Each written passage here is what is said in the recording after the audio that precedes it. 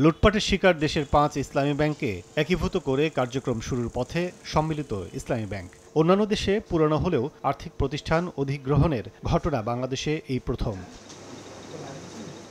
মূলত অনিয়মের মাধ্যমে ব্যাংকগুলো থেকে বের করা বেশিরভাগ অর্থ পাচারের কারণেই ভঙ্গুর হয়ে পড়ে প্রতিষ্ঠানগুলো।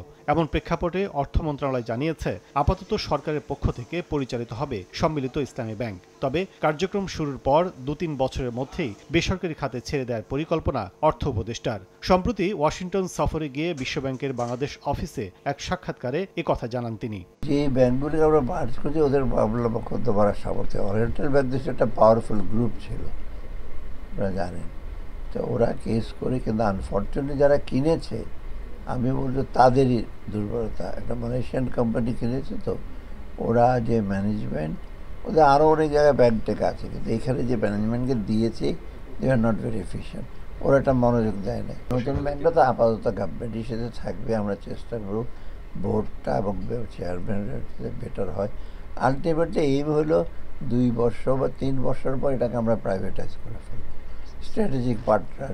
দীর্ঘমেয়াদে ব্যাংকটি নিয়ে সিনিয়র ব্যাংকার ও অর্থনীতিবিদদের পরামর্শ, আগে আস্থা ফেরাতে হবে গ্রাহকদের, আর বেসরকারীকরণের সিদ্ধান্ত নির্ভর করবে রাজনৈতিক সরকারের ওপর। 2 বছরে এটা দাঁড়ায় যাবে, আমার কাছে এটা হতে পারে, কিন্তু ভেরি ভেরি ভেরি ডিফিকাল্ট। আগে কাস্টমারের আস্থা তাকে আনতে হবে। কাস্টমারের আস্থা আনতে গেলে সে কত টাকা ডিপোজিট, কি হিসাব করে কত দিনে দেবে, পুরা টাকাটা আমি কত দিনে শোধ করতে পারবো সেটাকে হিসাব করতে হবে। নতুন ডিপোজিট তখনই আসবে যখন পুরানা কাস্টমাররা তাদের টাকা ঠিক মতন পাচ্ছে, কিন্তু বন্ধ হয়ে গেলে তারা নতুন আসবে না। আরেকটা জিনিস এখানে ইম্পর্টেন্ট, কাস্টমারের সঙ্গে সঙ্গে যারা এমপ্লয়িজ আছে তাদের কি হবে? তারা কি গোল্ডেন হ্যান্ডশেক পাবে, 3 মাসের মাইনা পেয়ে যাবে, নাকি ইমিডিয়েটলি চাকরিচ্যুত হবে, নাকি তাদের চাকরি কন্টিনিউ? এটাও কিন্তু কোনো ডাইরেক্ট কোনো কিছু বলা হয় না। তাদের বলা হচ্ছে কারা অ্যাডমিনিস্ট্রেটর দেওয়া হয়েছে, তারা সব ঠিক করবে 1 বছর। তারপরে এটা বলা হচ্ছে শেয়ার মার্কেটে দেওয়া হবে নতুন শেয়ার, এটা পাবলিক হবে, পাবলিক শেয়ারিং হোল্ডিং হয়ে যাবে।